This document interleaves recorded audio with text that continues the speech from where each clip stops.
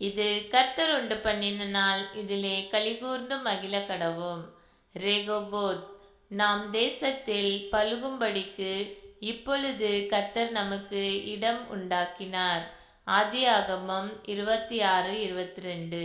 ஒரு சிறிய பைபிள் கதை கேட்போம். ஈசாக்கும் அவன் ஊழியக்காரரும் பல கிணற்றுகளை தோண்டினார்கள். ஆனால் பெலிஸ்தியர் அதை தங்களுடையது என்று சொல்லி சண்டை போட்டார்கள்.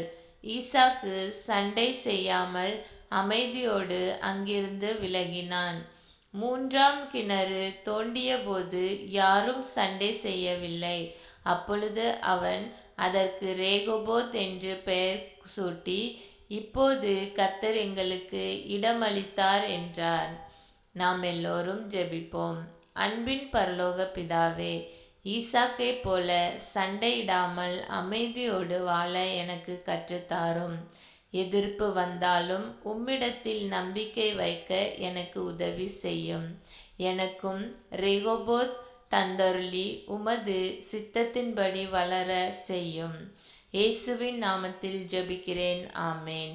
இந்த நாள் இனிய நாளாக அமைய வாழ்த்துக்கள்.